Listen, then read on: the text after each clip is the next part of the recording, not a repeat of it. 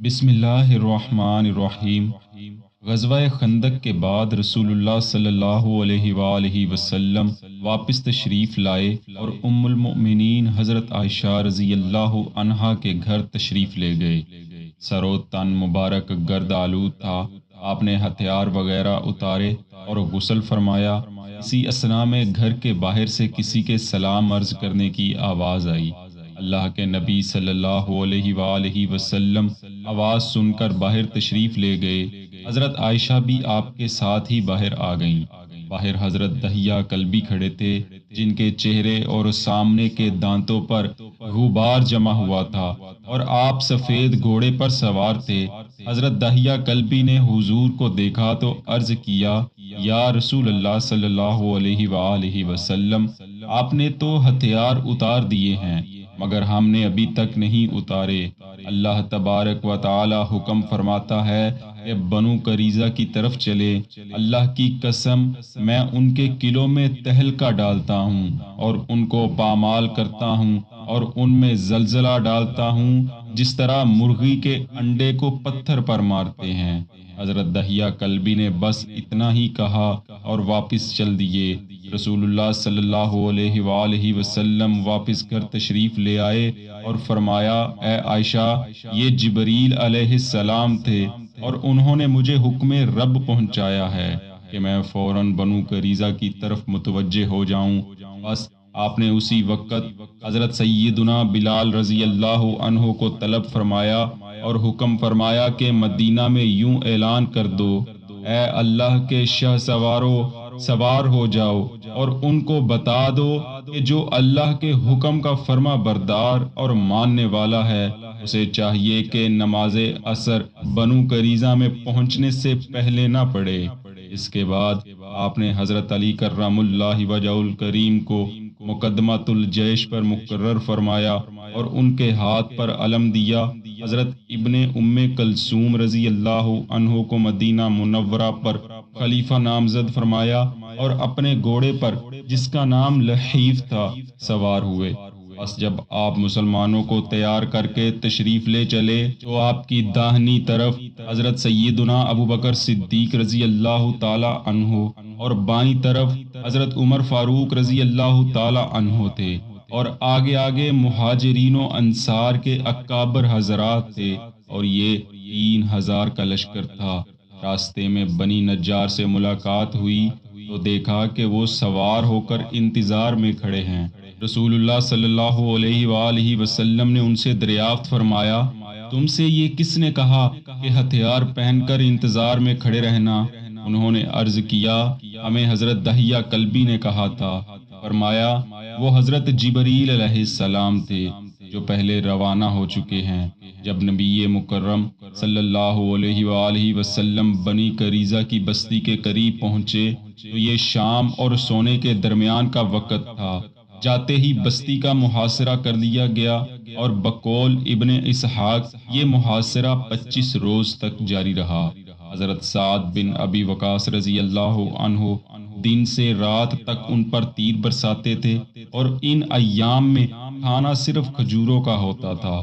رسول اللہ صلی اللہ علیہ وآلہ وسلم نے فرمایا، یہ کتنا اچھا کھانا ہے۔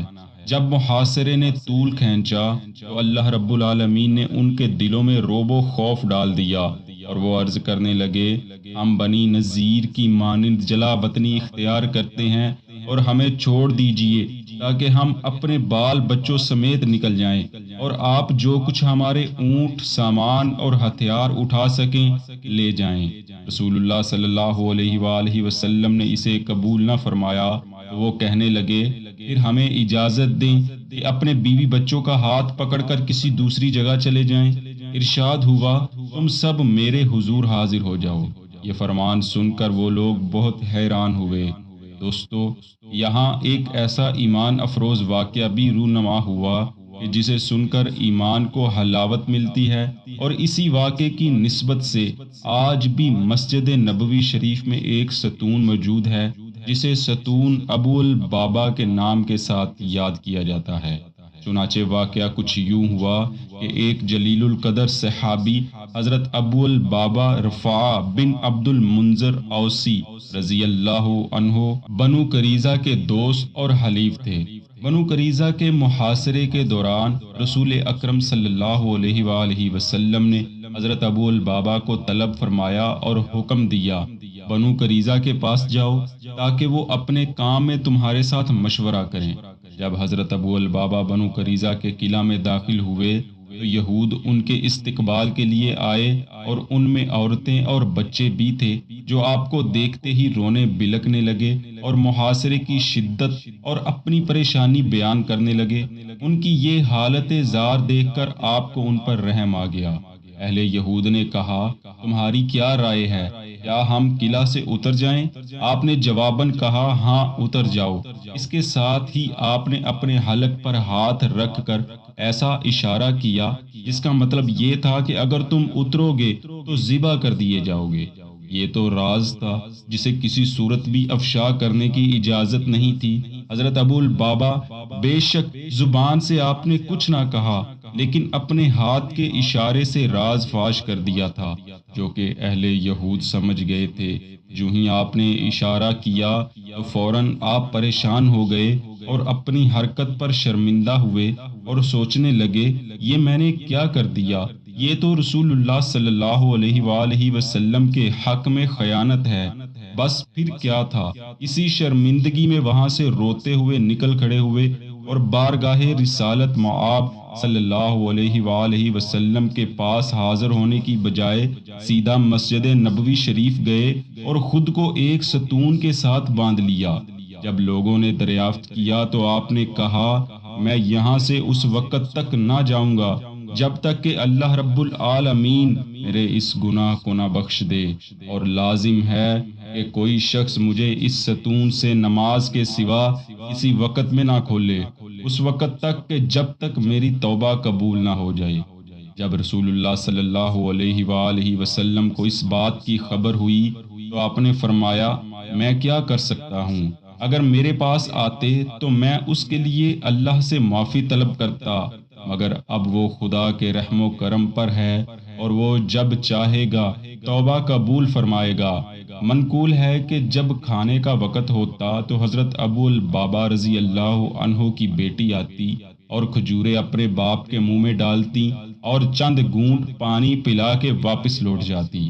بس نماز کے وقت ان کو کھولا جاتا کہ آپ نماز ادا کر لیتے اور قضائے حاجت سے فارغ ہو جاتے۔ اس کے بعد دوبارہ آپ کے کہنے پر آپ کو باندھ دیا جاتا تھا۔ یہی معمول رہا اور 15 روز کا عرصہ گزر گیا، یہاں تک کہ آپ کی سماعت جاتی رہی۔ پھر ایک دن رسول اللہ صلی اللہ علیہ وسلم صبح کے وقت بیدار ہوئے تو آپ تبسم فرما رہے تھے۔ ام المؤمنین حضرت ام سلمہ رضی اللہ عنہا نے عرض کیا، یا رسول اللہ صلی اللہ علیہ وآلہ وسلم، کس بات پر تبسم فرما رہے ہیں؟ فرمایا، ابو البابا کی توبہ قبول ہو گئی ہے اور ان کو بخش دیا گیا ہے۔ جب حضرت ابو البابا کو اس کی بشارت دی گئی تو آپ نے کہا، کوئی مجھے نہ کھولے جب تک کہ رسول اللہ صلی اللہ علیہ وسلم اپنے دست مبارک سے مجھے نہ کھول دیں۔ بس حضور جب صبح کی نماز کے لیے مسجد میں تشریف لائے تو آپ نے خود ان کو ان بندشوں سے آزاد کیا۔ سبحان اللہ۔